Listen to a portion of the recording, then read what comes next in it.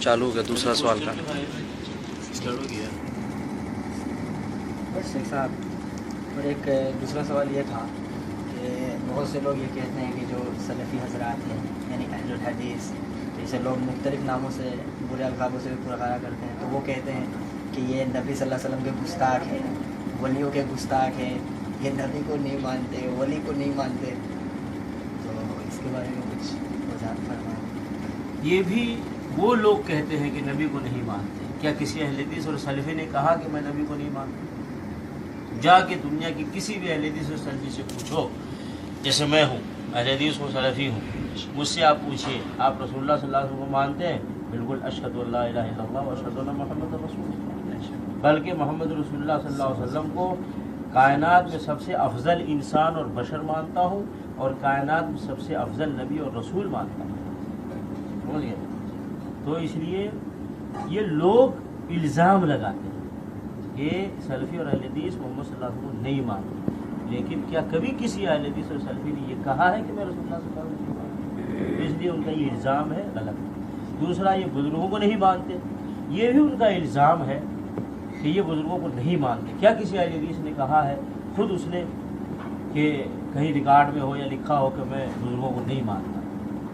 میں خود انبیاء اور رسولوں کے بعد سب سے بڑی بزرگ جماعت کون سی ہے؟ صحابہ کی جماعت۔ میں سارے صحابہ کرام سے محبت کرتا ہوں، پیار کرتا ہوں، اور میں سب کو مانتا ہوں۔ صحابہ کرام کے بعد تابعین کی جماعت ہے، ان کے بعد تابعین کی جماعت ہے، پھر فقہاء امام حنیفہ، امام شافعی، امام مالک، امام احمد بن حنبل رحمۃ اللہ علیہ مجمعین، جتنے محدثین ہیں، امام بخاری، امام مسلم، ان کے علاوہ یہ سارے بزرگ ہیں، میں سب کو مانتا ہوں، سب سے پیار کرتا ہوں، سب سے محبت کرتا ہوں۔ دنیا میں جتنے اولیاء کرام کائنات میں جہاں کہیں بھی ہیں، میں سب سے کو مانتا بھی ہوں، سب سے محبت اور پیار بھی کرتا ہوں۔ سمجھ گئے؟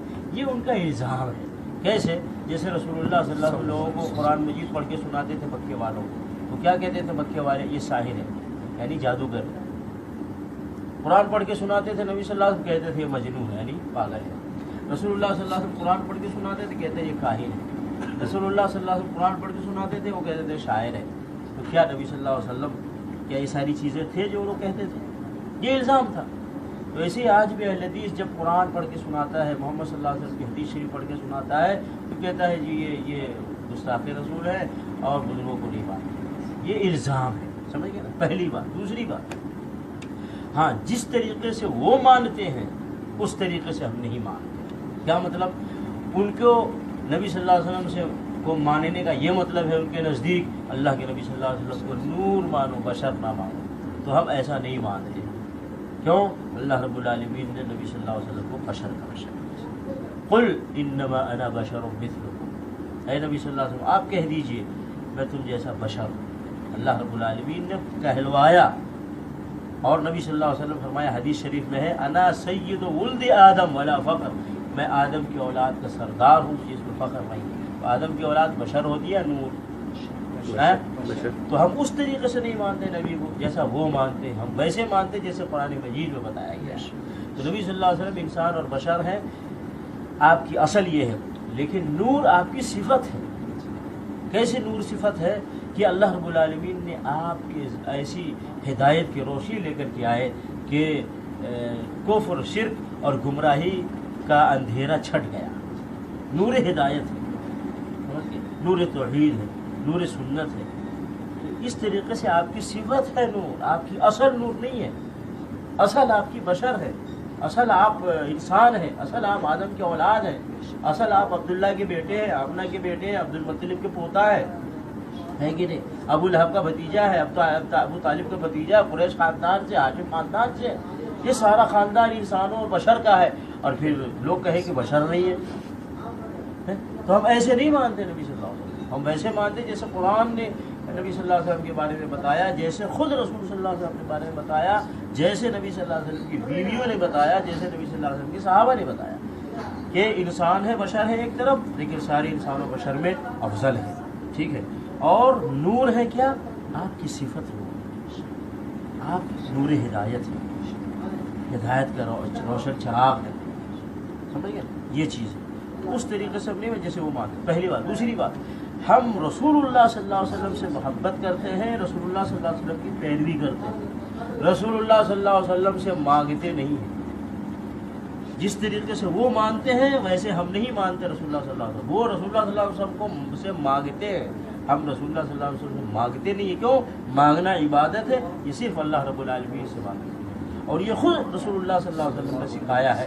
اپنے چچا زاد بھائی عبداللہ بن عباس رضی اللہ تعالیٰ عنہ سے فرمایا ایک مرتبہ, یا غلام, اے بچے, اذا سألت فاسأل اللہ, سوال کرنا اللہ سے سوال کرنا, وإذا استعنت فاستعن باللہ, مدد مانگنا اللہ سے مدد مانگنا.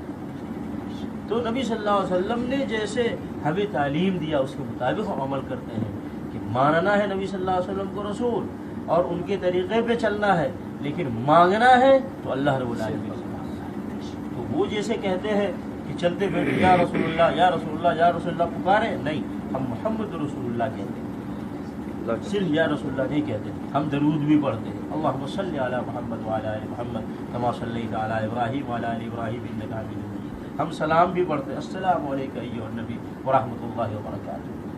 لیکن جیسے نبی صلی اللہ علیہ وسلم نے بتایا نبی صلی اللہ علیہ وسلم کو ماننے کا, ویسے ہم مانتے ہیں, ویسے نہیں جیسے وہ کہتے ہیں. تو یہ ان کا الزام. اسی بات بزرگوں کو ماننے کے بارے میں وہی مسئلہ ہے کہ ویسے ہم نہیں مانتے بزرگوں کو جیسے وہ مانتے ہیں.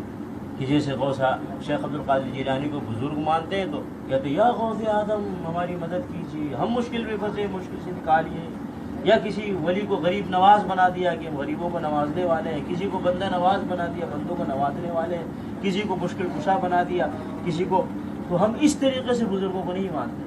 بزرگوں کو کیسے مانتے ہیں؟ ہم ان سے محبت کرتے ہیں, ان سے پیار کرتے ہیں, پہلی بات. دوسری بات, ہم ان کے راستے پر چلتے ہیں, جس راستے پہ چل کر وہ اللہ کے ولی بنے. اور وہ کون سا راستہ ہے؟ اللہ کی عبادت اور اللہ کے حکم پہ چلنا, محمد صلی اللہ علیہ وسلم کی اطاعت اور فرمانبرداری, محمد صلی اللہ علیہ وسلم کی سنتوں اور طریقوں پر چلنا. یہ ایسا کرنے سے آدمی ولی بنتا ہے. تو ہم ولیوں کے راستے پہ چلتے ہیں, ولیوں کو پکارتے نہیں ہیں, ولیوں کو مشکل کشا, حاجت روا, غریب نواز, بندہ نواز نہیں سمجھتے. یہ سب اللہ رب العالمین کی صفت ہے. اللہ رب العالمین داتا ہے, گنج بخش ہے, مشکل کشا ہے, حاجت روا ہے, غریب نواز ہے, بندہ نواز ہے, اور غوث اعظم ہے, اور دستگیر ہے. تو جس طریقے سے وہ مانتے ہیں اس طریقے سے ہم نہیں مانتے. اس کی مثال میں دوں, عیسائیوں کی نظر میں کیا ہم لوگ عیسیٰ علیہ السلام کو ماننے والے ہیں؟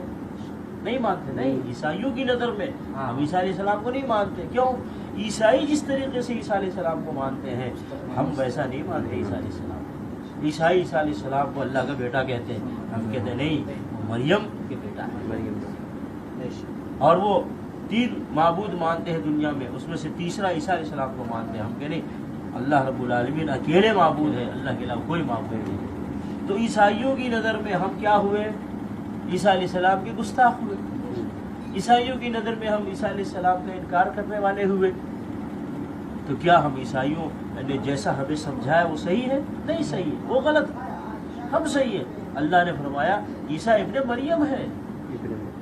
یا عیسائی کہتے ہیں کہ عیسیٰ علیہ السلام قتل کر دیے گئے, سولی پہ چڑھا دیے گئے, تو کہ ہم بھی اس کو مان لیں؟ نہیں, اللہ رب العالمین نے فرمایا وما صلبوہ وما قتلوہ وما صلبوہ ولکن شبیہ لہم. کسی نے ان کو سولی پہ نہیں چڑھایا, کسی نے ان کو قتل نہیں کیا, بل رفعہ اللہ الیہ, اللہ نے ان کو اٹھا لیا ہے. تو عیسائیوں کی نظر میں ہم عیسیٰ علیہ السلام کے منکر ہیں, ایسے ان کی نظر میں ہم رسول اللہ صلی اللہ علیہ وسلم کے منکر ہیں, بزرگوں کے منکر ہیں. اور ان کا کہنا یہ الزام ہے, غلط ہے. اللہ انہیں ہدایت دے, انہیں قرآن کے مطابق دین سمجھنے کی توفیق دے, محمد صلی اللہ علیہ وسلم کے فرمان کے مطابق دین سمجھنے کی توفیق عطا